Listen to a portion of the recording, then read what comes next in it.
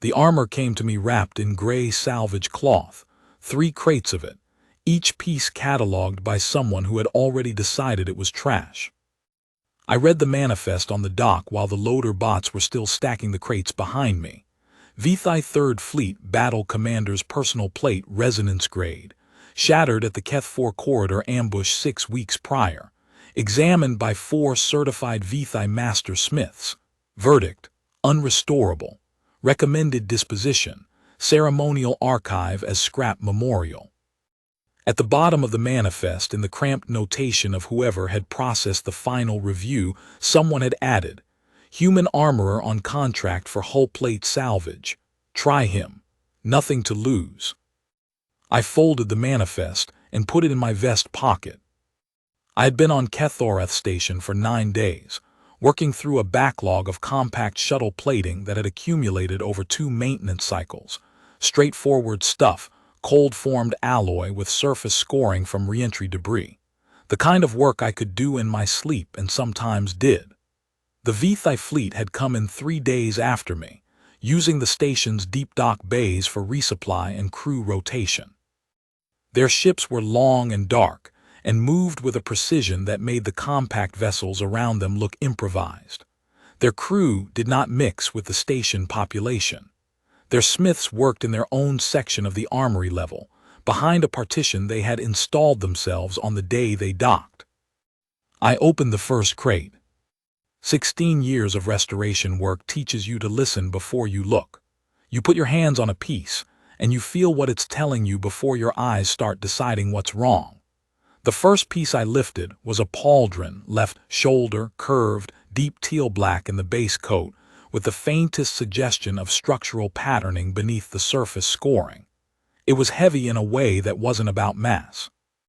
I had handled ceremonial VTHI plate before, export-grade pieces that came through the compact markets as diplomatic gifts or collector items.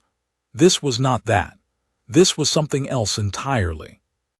I held it for a long time without looking at the damage. The material had a quality I didn't have a word for. Not warm exactly, not alive, but not inert either. It sat in my hands the way a tuned instrument sits, with the suggestion of a frequency it was capable of holding, even when nothing was playing through it. The scoring on the surface was deep in places, shallow in others, and in 2 sections the outer layer had fractured along lines that followed the structural patterning beneath rather than cutting across it. That told me something. Whatever force had damaged this, the plate had responded to it, had oriented its failure along its own grain rather than letting the impact dictate the break. That was not a property of metal. Metal breaks where the force says it will break. This had made choices. I set the pauldron down and opened the second crate. The breastplate was in 4 pieces. Whatever had hit it from the lower left at an upward angle, and the force had been sufficient to delaminate the inner bonding structure from the outer shell in a rough crescent around the impact site. The inner surface was smooth and unmarked, not a scratch, which should have been impossible given the external damage. I examined the edge of the delamination with my magnifying loupe. The separation was clean, too clean for an impact fracture. It looked more like the inner layer had actively withdrawn from the outer shell in response to the strike, the way a hand pulls back from fire before the brain has registered the heat. I sat back on my work stool and looked at the pieces spread on the bench in front of me. I had no idea what I was looking at. That was fine. Not knowing was the correct starting position. The smiths who had declared this unrestorable had known too much. They had come in with a framework for what VTHI battle plate was and what it did and what the damage meant, and the framework had told them it was finished. I had no framework. I had hands and a loupe and 16 years of learning how to be wrong in productive ways. I started taking inventory. It was the middle of the station's artificial night by the time I had cataloged everything. 47 discrete pieces, ranging from the pauldrons to the greaves to the inner layer components I hadn't even known existed until I found them nested in the bottom of the 3rd crate like a second skeleton. The inner layer was extraordinary. It was thinner than the outer shell by a factor of perhaps 3, and it was not rigid. It moved when I handled it, not loosely, not like flexible mesh, but with a controlled give that I associated with materials designed to distribute force across a larger surface area. The structural patterning I had noticed on the pauldron was present throughout, and in the inner layer pieces it was more pronounced, almost decorative, almost language. I photographed everything. Then I found the piece that changed my understanding of the whole job. At the bottom of the third crate, beneath the inner layer components, wrapped separately in its own cloth, was what the manifest listed simply as a resonance anchor. It was roughly the size and shape of a large coin, dark, and when I picked it up I felt that quality again, not warmth, not life, but frequency, the suggestion of a frequency it was waiting to return to. The surface was undamaged. Whatever had shattered the armor around it, this piece had survived intact. I turned it over. On the back, in Vithai script too fine for me to read without my translation lens, was an inscription that ran in a spiral from the center outward. I put on the lens and read it. I will not reproduce what it said. It was not mine to share. But I understood, reading it, that the armor I had spread across my workbench was not a piece of equipment. It was a relationship.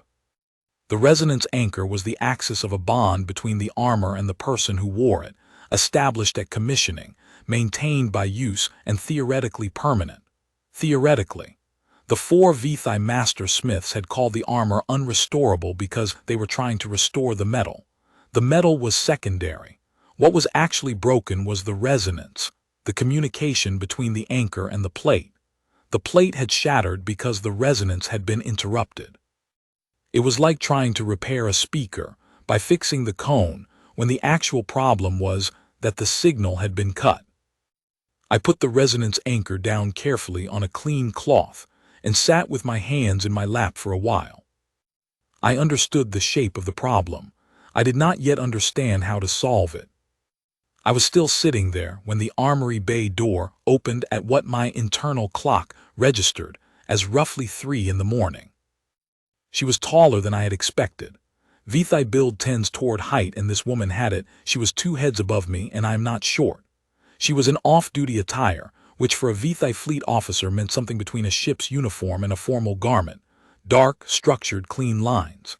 Steel blue skin, pale enough to have a faint luminescence in the armory's working light. Dark silver hair cut close on the sides, longer on top, pushed back from her face without ceremony.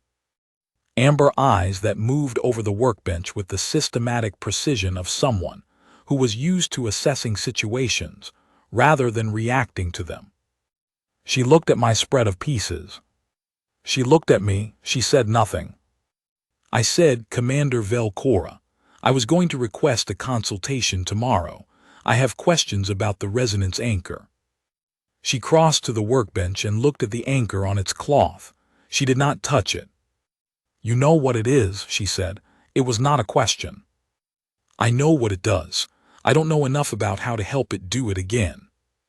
She was quiet for a moment. Then she picked up the pauldron, the one I had held first, and turned it in her hands. She handled it differently than I had, with a familiarity that was deeper than ownership, the way you handle something that has weight in your memory as much as in your hands. "4 master smiths told me it was finished," she said. "They were right about the metal," I said. "The metal is mostly intact. The fractures follow the grain, which means the plate was trying to protect the resonance structure when it failed. The resonance is the problem, not the plate." She set the pauldron down and looked at me directly for the first time. Amber eyes. The irises had an inner ring of darker amber that I had not noticed at first. She was looking at me with the same systematic precision she had used on the workbench, and I had the clear sense that she was revising an assessment in real time. "You've done this before," she said. "Resonance-bonded armor." "No," I said. "I've done work on pieces that had resonance properties I didn't fully understand. This is the first time I've encountered bonded plates specifically. But the principle is similar enough that I think I understand the shape of the problem. I need to understand the resonance anchor better before I can be certain. She stood still for a moment. Then she sat down on the work stool across the bench from me, which was not something I had anticipated, and said, "Ask." We talked for 2 hours. I will say this about Commander Velcora. She answered questions the way good engineers answer questions, directly, without embellishment, without performing patience she didn't have.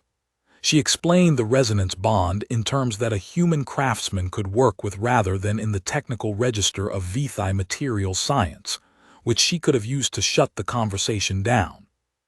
She described the commissioning process, the way the anchor was calibrated to her specific resonance signature, the way the plate responded to that signature during use, warming to her body temperature faster than ambient should allow, distributing impact load in patterns that learned from her movement over time, stiffening in areas where she had taken repeated hits, and developing a kind of predictive responsiveness that veteran wearers described as the armor anticipating the fight. The ambush hit disrupted the resonance flow, she said. The plate couldn't hold its configuration without the signal, so it failed. The smith saw failed metal and stopped there. The inner layer, I said, the piece that withdrew at the impact site. Yes. The inner layer is the primary resonance carrier. It was trying to protect the anchor when the outer shell was struck. The withdrawal is an emergency response. It seals off the anchor from the disruption. But once the resonance flow is broken, the inner layer can't re-establish contact with the outer shell on its own, because the anchor signal is interrupted. Yes. And the anchor itself is undamaged. She looked at the anchor on its cloth. Yes, she said. The anchor is intact. That's why it was worth bringing to you. The smiths who examined it assumed the anchor damage was internal and couldn't be assessed without destructive analysis. They were wrong, but they were not willing to spend more time on a piece they had already called finished. I nodded. I picked up the resonance anchor and turned it in my hands. I need to work with this for a few days before I can tell you whether I can do what needs to be done, I said. And I need to understand something about what you want the outcome to be. The armor can be restored to working condition as battle plate. I'm confident of that. What I'm less certain of is whether the resonance bond can be fully reestablished, or whether what I produce will be functional plate with a weakened or incomplete connection. Is that acceptable, or is the full resonance bond the requirement? She was quiet for a longer time than she had been quiet for anything else. The full bond, she said. If I wanted functional plate, I would commission new plate. This armor is 12 years of my service. It knows me. I want it back. I set the anchor down. Then I'll need 12 days, I said. And I'll need you to visit the bay regularly. Not to watch the work, to be present while I work. The anchor needs to maintain contact with your resonance signature while I'm rebuilding the plate around it. Otherwise, I'm building toward a target I can't measure. She looked at me. You want me to sit in an armory bay while a human armorer rebuilds my battle plate? I want you to be in proximity to the anchor while I work. You don't have to sit. You can stand in the doorway, but the anchor needs your signal or I'm working blind. She stood up. She was quiet for a moment, studying the bench. 6 in the morning, she said. I have command duties at 8. I can give you 90 minutes. That's enough, I said. She left. I sat in the armory bay until the station lights began cycling toward artificial dawn, turning the resonance anchor over in my hands and thinking about the shape of what I was trying to do. Master Smith Veltarn came to see me on the second day.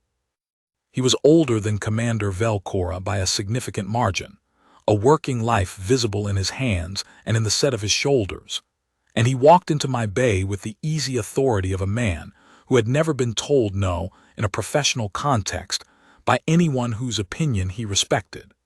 He looked at my workbench, and he looked at me, and he said nothing at all for long enough that I understood he was waiting for me to say something first. I was cleaning the inner layer sections with a specialized solvent I had compounded from materials in the station's supply inventory. I kept cleaning. "You're the salvage contractor," he said. This was correct, but the inflection made it into something else. "Orbital armorer," I said. "Compact licensed, 16 years. "Human orbital armorer," he said. "Compact licensed." "That's redundant but accurate," I said. He looked at the resonance anchor on its cloth. "The commander asked me to tell you," he said, "that your arrangement to have her present during work sessions is irregular and will be noted in the dock record." "All right," I said. "The dock record is reviewed by Fleet Command." "I understand." A human armorer requesting proximity sessions with a fleet commander is not a standard arrangement. It will raise questions. I set down the solvent and the cloth and looked at him. "Master Smith Veltarn," I said, "I know you've examined this armor. I know you declared it unrestorable. I have a different assessment, and I have Commander Velcora's authorization to proceed with my approach. If you have a technical objection to the resonance proximity protocol, I'm happy to discuss it. If you have a professional objection to a human armorer working on VTHI battle plate, that's between you and the commander. What I don't have time for is the version of this conversation where you've already decided the outcome, and you're here to make sure I understand it." He was quiet. "The armor will fail the resonance test," he said. "I have 40 years of experience with bonded plate. What you're attempting has never been done by a non-VTHI smith. The bond is calibrated to VTHI resonance frequencies. You don't have the instruments to read them, and you don't have the training to interpret them if you did." "You're probably right about the instruments," I said. "I'm using a different approach." "What approach?" "The anchor reads the commander. I read the anchor. If I can learn to feel when the anchor is satisfied with the work, I can use that as my calibration signal instead of a direct frequency instrument." He looked at me with an expression I could not read entirely, but had a component I recognized. The specific look of a person who has encountered an approach so outside their framework that they cannot immediately determine whether it is brilliant or idiotic. "That's not how resonance bonding works," he said. "With respect," I said, 4 people who know exactly how resonance bonding works already tried this job and said it couldn't be done." He left without responding. Commander Velcora came at 6 the following morning and every morning after that. She was punctual to the minute. She would enter the bay, acknowledge me with a brief nod, and position herself near the bench without being instructed, close enough that the anchor, which I kept on a cloth in the center of the workspace, was within perhaps 2 meters of her at all times. She did not speak unless I asked her something. She did not hover. She read from a command tablet, reviewed reports, occasionally made notation with a stylus. She was simply present, with the contained discipline of someone who understood that her role in this particular work was to exist in proximity to a specific object, and who was committed to doing that role correctly. On the 4th day, I began to understand what the anchor was telling me. It is difficult to describe in technical terms, because the sensation was not exactly tactile and not exactly auditory, and not exactly anything I had a clean category for. But when I was working on a section of the inner layer with Commander Velcora present, and I had a piece positioned in a way that aligned with the structural patterning of the outer shell in a manner I thought was correct, the anchor, which I kept in contact with my left hand while I worked with my right, had a quality. A quality of rightness, like a tuning fork that has stopped oscillating and settled into a stable position. When I had a piece positioned wrong, the quality was absent. It was the subtlest instrument I had ever worked with, and I was not at all certain I was reading it correctly. But it was something. 16 years of hands-on work teaches you not to mistrust sensation in your hands. The best armorer I ever apprenticed under, a compact veteran named Sorvith who ran a restoration shop in the Keth 9 orbital, used to say that the problem with instruments is that they tell you what they're calibrated to measure. Your hands tell you what's actually there. He was not talking about magic. He was talking about the accumulation of pattern recognition that builds up over a career until the gap between information and understanding narrows enough to function as something like instinct. You feel it in a weld before the spectrometer shows the flaw. You feel the grain of an alloy resisting before the torque gauge registers the spike. You develop a vocabulary of sensation that runs parallel to the technical vocabulary and is, in practice, faster. What the anchor was giving me was a vocabulary I had never encountered before, built on a grammar I couldn't name. But vocabulary, once it starts arriving, keeps arriving. By the middle of the fourth day, I was cross-referencing the anchor's signal against my visual assessment of the alignment, and finding that the two tracks of information were consistent. The anchor confirmed what I was seeing.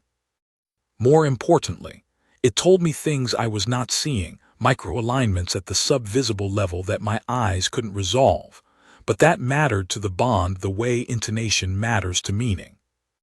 I began to work more slowly. Not because I was uncertain, but because the signal was worth taking the time to read properly. On the sixth day, I asked Commander Velcora about the ambush. She was quiet for a moment. I kept working. Keth 4 corridor, she said. We were running escort for a supply convoy. The ambush came from a fixed position array in the asteroid shelf, pre-sighted, which meant they had intelligence about our route. The first strike hit my command shuttle. Secondary explosion from the fuel coupling. I was in the cargo section, not the bridge, which is why I'm sitting here. The armor absorbed the secondary explosion. Without the full resonance bond active, it would have failed at the first strike. I kept working. The armor saved your life, I said. Yes. And then it shattered. Yes. The smith said scrap memorial, which means they expected you to carry the pieces as a memory, not to have it back. Yes. She was quiet for a moment. Outside the armory bay, the station's mechanical systems cycled through their standard morning sequence. The pressure checks, the atmospheric circulation adjustments, the background presence of 10,000 systems doing their work. In here it was very quiet. 12 years, she said. I was commissioned as a line commander at 31. The armor came to me at the commissioning ceremony. The bonding takes 6 hours. They sit you in a chamber with the anchor and the plate, and they let the resonance find its own path to you. It's not painful. It's more like falling asleep and waking up somewhere you recognize but have never been. I looked up from my work. 6 hours, I said. There's no way to accelerate it. The bond sets at its own rate. Some commanders emerge from their commissioning bonding in 4 hours. I was told afterward that mine took the full 6, that I had a high-density resonance signature, which the smith who conducted the ceremony said was unusual. She said the armor was being thorough. I looked down at the inner layer section in my hands. Being thorough. An armor that took its time with the bond because it wanted to get it right. Does the bond change over time? I asked. Yes, significantly. In the first year it responds to you. By the third year you respond to it. By the 7th or 8th year, the distinction between the two directions isn't always clear. The armor learns your patterns, your injury history, your movement signatures, the specific ways you compensate when you're tired. After 12 years, it knows things about how I fight that I couldn't articulate consciously. She said this the way you state a technical fact, without sentiment, but I noticed that her hand was resting flat on the edge of the workbench rather than holding the tablet. She was not looking at anything in particular. When the bond broke, I said, keeping my voice even at the ambush. Yes. What did that feel like? She was quiet for a long time. Cold, she said, not physically. But the warmth was gone and the distributed weight was gone, and I was suddenly very aware of how much I had been depending on something I didn't think about anymore because it was always there. She paused. Like losing a sense. You don't notice a sense until you don't have it, and then you spend a lot of time understanding that you never understood how much of your picture of the world was built from it. I set down my tools and looked at her directly. "I'm going to get it back," I said. She looked at me. "You've been saying that with your work for 6 days," she said. "Today is the first time you've said it aloud." "Today I'm certain enough to say it aloud," I said. She held my gaze for a moment. Then she picked up her tablet and returned to her reports. I picked up my tools and returned to the inner layer framework, and the anchor in my left hand settled into its quiet frequency, and I worked. I was quiet for a while longer. Then I said, "Commander, what's the resonance sensation you feel when the bond is active? You've worn this armor for 12 years. I need to understand what the anchor is calibrated to feel like from your side." She looked up from her tablet. "Why?" "Because I think I'm reading a signal from the anchor, but I need to know if what I'm reading corresponds to anything you'd recognize. If you can describe the sensation of an active bond, I can try to calibrate my reading against it." She considered this. "It's warmth," she said, "not heat, warmth. And a quality of weight that's distributed. The armor sits differently when the bond is active, more evenly, like it knows where you are." "Does the warmth have a location, or is it ambient?" "Central, sternum, where the breastplate anchor contact point sits against my body." I worked in silence for a while. I was reassembling a section of the inner layer framework that connected the breastplate's central plate to the lower abdominal section. The structural patterning was complex here, more language than material, almost, and I was working very slowly, aligning each connection by hand and checking it against the anchor's quality before committing.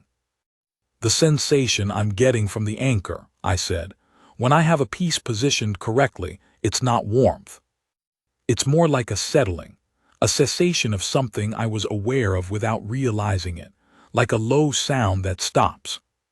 She looked at me. "Yes," she said, "that's the bond recognizing itself." It took me a moment to understand what she meant. Then I set down my tools and looked at the anchor in my left hand, and understood that what I had been reading for the past 2 days was not a secondary signal or an approximation. I had been reading the anchor directly. The feeling of settling, of a low sound stopping, was the resonance bond recognizing a correct configuration and returning to its natural frequency. I had been calibrating correctly, without knowing I was calibrating at all. On the 8th day, Master Smith Veltarn returned. He came in the middle of the morning session, when Commander Velcora was present, and I think he had planned this timing deliberately, perhaps hoping that her presence would create a restraint on the conversation that wouldn't exist if we were alone. He had with him a junior smith whose name I didn't know. "The dock commander has asked me to conduct a formal assessment of the work in progress," Veltarn said. "Standard procedure for non-certified work on fleet-grade materials." I looked at Commander Velcora. She did not look up from her tablet. "Proceed," she said.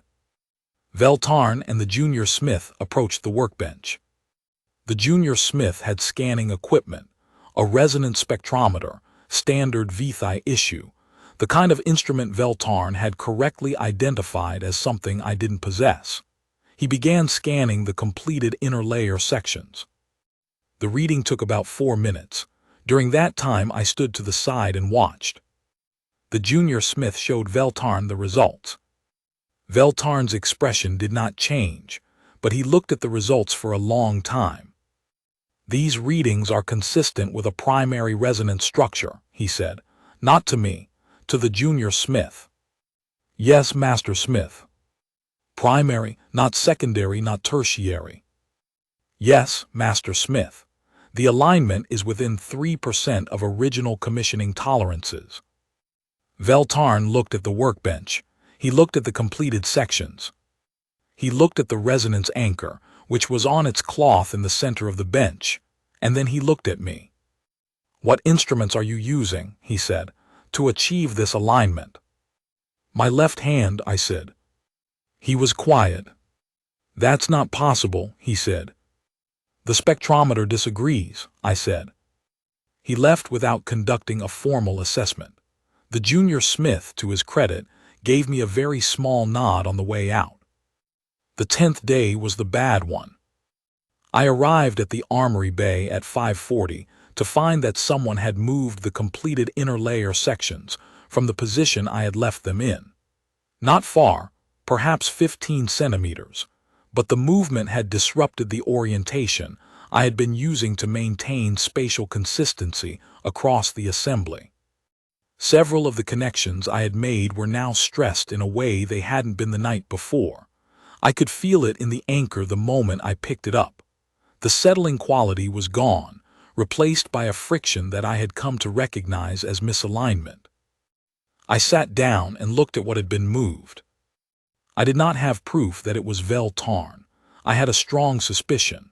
The armory bay was a secured space, but the Vithai Smiths had access to the dock masterkey system as part of their standard fleet privileges.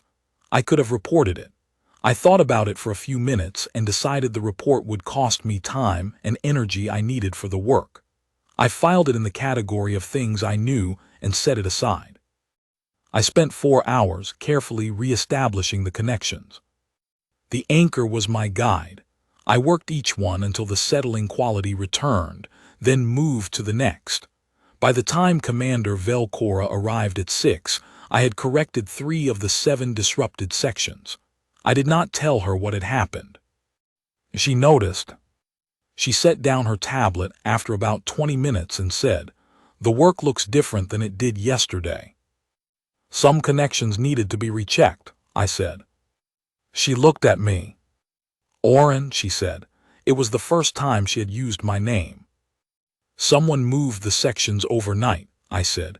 "I'm correcting it. It will add about a day to the timeline but won't affect the outcome." She was quiet. Her expression didn't shift in any visible way. But when she picked up her tablet again, something in her posture had changed, a slight squareness to the shoulders that hadn't been there before. An hour later, I heard a conversation in the corridor outside the bay. I couldn't make out all of it, but I heard Master Smith Vel-Tarn's voice, and I heard Commander Velcora's voice, and the tone of Velcora's voice was the tone of a fleet commander who has identified a problem and is communicating the terms of its resolution to someone who is not going to enjoy hearing them. Vel-Tarn did not enter the armory bay again. On the 12th day, I called it done. I had spent the last 3 days working on what I can only describe as the final conversation between the armor and the anchor, the process of reintegrating the completed plate with the resonance anchor so that the bond could re-establish itself rather than being imposed from outside. I could not make the bond happen. That was not within my ability. What I could do was build the physical structure in such precise alignment with the anchor's natural frequency that the bond had no reason not to return to where it had been. I was not restoring the resonance. I was making a path and clearing it and stepping back. The armor, fully assembled for the first time in 12 days of work, sat on the articulated stand I had borrowed from the station's display armory. It was extraordinary. I had seen it in pieces long enough that seeing it whole was a different experience than I had anticipated, like hearing a piece of music after spending weeks studying the notation. The teal-black base coat had a depth to it that my eyes kept trying to resolve into something they could categorize and couldn't quite manage. The structural patterning, which had seemed almost decorative up close, read at this distance as something else: architecture, a system. Something that had been designed with an intelligence that was not interested in being impressive, but simply in being correct. The resonance anchor was seated in its housing in the breastplate's inner surface, secured with tolerances I had spent 4 hours on the final day achieving. Commander Velcora arrived at 6. She stopped in the doorway. She looked at the armor on the stand. I gave her the time to look. When she crossed the bay toward the stand, she moved differently than she had been moving for 12 days. There was a quality to it that I did not have a word for and still don't, not ceremony, not performance, something more internal than either of those. The resonance test, I said. When you put it on, the anchor will either re-establish the bond or it won't. I can't predict which. I believe the alignment is sufficient for the bond to return, but the bond is between the armor and you, not between the armor and my work. My work only makes it possible. She looked at me. You're nervous, she said. I've been working toward this moment for 12 days, I said. I want to know if it worked. So do I, she said. I helped her into the armor. This took some time. VTHI battle plate is not a simple system, and the articulation of the inner layer requires careful sequencing to avoid binding. I had the sequencing memorized. She stood still and let me work, adjusting her posture when I indicated adjustments were needed, which was less often than I had anticipated. 12 years of wearing this armor meant her body remembered how to receive it even after 6 weeks without it. The breastplate locked into place last. I heard the mechanical connection engage, and then I felt not through the anchor, which was now part of the armor and no longer in my hand, but through some other sense I didn't have a name for. I felt the quality of settling. The cessation of the low sound, something returning to its frequency. I stepped back. Commander Velcora stood still. She closed her eyes. I watched the armor. In the armory bay's working light, the teal-black surface did something I had not expected. Not dramatically, not a flash or a glow or anything that would read as theatrical. But the depth I had noticed in the surface shifted. The quality of it changed in a way my eyes registered without my being able to articulate precisely what had changed. The structural patterning seemed, for a moment, more defined. She opened her eyes. They were wet, not much, the margin of it barely visible. She was not a woman who performed emotion, but the margin was there. The room, which was very quiet already, seemed to get quieter. She moved. A few steps, testing. Then a turn, her arms moving through what I recognized as combat readiness positions, shoulder rotation, lateral extension, high guard. The armor moved with her. There was no resistance, no binding, no hesitation. It moved the way something moves when it is exactly where it is supposed to be. She stopped. She stood for a long moment with her back to me. Then she turned around, and she crossed the bay to where I was standing. And without any warning and without any preamble, she put one hand on the side of my face and kissed me. It was brief. It was real. It was not anything I had anticipated or prepared for or had a category in my professional experience to place it in. She stepped back. I stood there. I was aware that I was not speaking. I was aware that there were probably things I was supposed to say or do procedurally in a situation like this, and I was finding that I could not access any of them. My mouth was open slightly. I closed it. She looked at me with those amber eyes and the inner ring of darker amber, and there was something in her expression that I had not seen there in 12 days of working in the same space as her. The warmth that she had described as the quality of the bond. Not performed, just present. My armor knows me again, she said. You did that. I followed what it was telling me, I said. My voice came back eventually. It sounded more collected than I felt. Yes, she said, that's what I mean. She looked at me for a moment longer. Then she looked down at the armor, at the breastplate, where the anchor was housed, and she put her right hand flat against the sternum, over the anchor contact point, the way you put your hand over something you thought you'd lost. She stood there with her hand over the anchor, and I did not say anything, because there was nothing to say that the armor hadn't already said better than I could. 12 days of work reduced to a single gesture, a hand over a sternum, a bond returned. I was aware that I was watching something private, and I was aware that she was allowing me to watch it, and I understood that this permission was itself a form of recognition, the same form that the armor had been demonstrating since day 4 when the anchor started talking to me. She looked up. The third expeditionary moves on in 4 days, she said. Resupply complete, crew rotation done. We have a campaign corridor to run and it will take 8 months. I know, I said. Resonance-bonded battle plate requires maintenance at regular intervals during sustained campaigns. The bond can degrade under high-use conditions without a smith who understands how to read the anchor signal. That's true, I said. I don't have a smith who understands how to read the anchor signal, she said. I looked at her. I was going to say I know someone, I said. I already know someone, she said. The question is whether he wants to spend 8 months on a VTHI Fleet Command ship. I looked around the armory bay. My workbench, my tools, my compounded solvents in their labeled containers, the articulated stand still holding the shape of where the armor had been for 12 days. The compact shuttle plating was done. My contract was done. I had been planning to take the transit back to the Orath 7 hub at the end of the week and pick up the next job from the listing. What's the work like, I said, on a fleet command ship? The work is what it is, she said. The rest is different.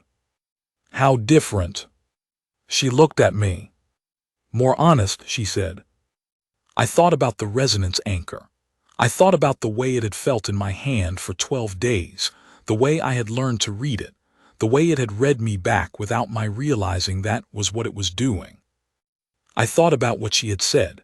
The bond is between the armor and you, not between the armor and my work. My licensing covers interfleet service, I said. Compact armorers are cleared for attachment to Allied fleet vessels under the joint maintenance protocols. I know, she said. I checked. Went. Day 4, she said. Day 4. The day I had begun to understand what the anchor was telling me. She had been thinking about this since day 4, and she had let 12 days of the work speak before saying anything. I looked at her. I'll need a day to settle my contract and collect my tools, I said. You have 4, she said. She left. The armory bay door closed behind her, and I stood in the quiet with the articulated stand and the working light and the smell of the compounded solvents, and I thought about what had just happened. Then I picked up a cloth and began cleaning the bench, the way I have always cleaned a bench when a job is done and the next one is forming. The work changes, the habit holds. That's what 16 years of this looks like. 4 days later, I was aboard the Fleet Command ship with a dedicated workspace in the armory section, my tools in their cases along the wall, and a contract that said compact armorer, attached status, 8 months, with a renewal clause at the end that neither of us mentioned and both of us read. The ship was larger than I had expected. The 3rd Expeditionary's command vessel was a fleet-grade long hull, the kind of ship that has its own gravity system and its own interior weather, temperature gradients between sections, humidity differentials, a faint vibration in the hull plating that changes character depending on where you are relative to the drive array. My workspace was in the armory section on the 4th deck, starboard side, with a viewport above the bench that looked onto the corridor.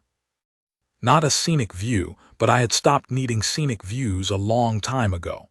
I needed a bench and my tools and enough light to see what I was doing. The workspace had all of these. The VTHI crew did not speak to me much in the first 2 days. This was not hostility. It was more the wariness of a community observing someone new to their space, taking the measure of how much room he would need and whether he would respect the rhythms already established. I had spent enough time on compact ships as a contractor to understand the etiquette. I kept to my workspace. I ate in the armory section's small crew alcove rather than in the main mess hall, where I would have been the only human at every meal. I kept my tools organized and my bench clear at the end of each day's work. I answered questions when asked and did not volunteer conversation. On the 2nd morning, one of the armory deck crew, a young VTHI weapons maintenance technician named Velsan, who couldn't have been more than 4 years past his own commissioning, stopped in the doorway of my workspace and looked at my tool organization for a long moment without saying anything. Then he asked if the compounding solvent I used on the inner layer restoration was something I had formulated myself. I said yes. He asked if I would show him the formula. I said yes to that as well. He came back that afternoon with 2 colleagues, and the 3 of them stood in a row on the other side of my bench while I walked through the compounding process, and they asked questions that were specific and intelligent and showed a detailed technical understanding of resonance material chemistry. I answered every question as thoroughly as I could. When they left, one of them, a woman of about the same age as Vel-san, paused in the doorway and said, in Vithai that my translation lens caught and converted. You restored Commander Velcora's armor. It was not a question. Yes, I said. She looked at me with an assessment in her amber eyes that reminded me of something. Then she nodded once and left. That evening, someone left a container of Vithai grain infusion on the bench outside my workspace door. No note. I brought it inside and drank it, and it was very good. The first morning out of dock proper, after we had cleared the station's traffic corridor, and the drive array had settled into its transit configuration, and the ship's interior had stopped vibrating at its launch frequency, and settled into its cruise frequency, Commander Velcora came by the workspace at 6. She was not carrying the tablet. She had something in her hand instead, a small component I recognized immediately as a secondary resonance fitting from the left vambrace, a piece I had flagged during the reassembly as showing early signs of stress fracturing that weren't urgent now, but would need attention within 2 or 3 months. I had noted it in the build documentation I had handed over on the day I boarded. She set it on my bench. Not urgent, she said, but I noticed it this morning. I flagged it in the build notes, I said. 2 months, maybe 3. I know, she said. I read the notes. She looked at the workspace, at the tools in their cases, at the bench, which I had already organized into the configuration I work in, the one that has not changed substantially in 16 years. Everything in its position, everything within reach of where my hands are, nothing wasted. You move fast when you're settling in, she said. The tools need to be where they are, I said. Everything else is adaptable. She nodded once, the way she had nodded on the first morning in the Armory Bay when she arrived for the proximity session and didn't know yet what the sessions were for. The same contained quality, the same discipline of being present in a space without either commanding it or retreating from it. Then she turned and walked out. The door closed. Through the viewport above the bench, the station was falling away behind us at a rate that turned it from a structure into a point of light, and then into one star among many. The corridor ahead was dark and deep and very full of itself. I turned the secondary resonance fitting over in my hands, stress fracturing just beginning at the inner edge, barely visible without the loop. 2 months if she used the armor at standard campaign intensity. 1 month if things went hot, and she was in contact more often than the maintenance schedule allowed for. I was 8 months contracted with a renewal clause neither of us had mentioned, and both of us understood. I put the fitting down on the cloth, picked up my loop, and began the preliminary examination. The fracturing was earlier stage than I had feared and later stage than I had hoped, right where I had estimated. I picked up a stylus and began noting the measurement in the build documentation. The anchor, the original anchor, now seated properly in the breastplate on Commander Velcora's body somewhere above me on the command deck, was no longer in my hand. I was aware of its absence the way you are aware of the absence of a sound you have grown accustomed to. The workspace was quiet in a way it hadn't been for 12 days. That was all right. The work had its own frequency. It always did. After 16 years, I had learned that the next piece of work always sounds different than the last one, and learning to hear that new frequency is most of what the job requires.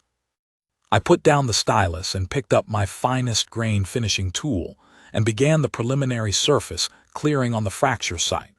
Working from the center outward, the the way Sorvith had taught me, reading the materials grain through the tool the way you read anything worth reading, slowly, with the intention of understanding it rather than simply getting through it. The corridor stars held their positions ahead of us. The work starts where the work starts. That has always been enough.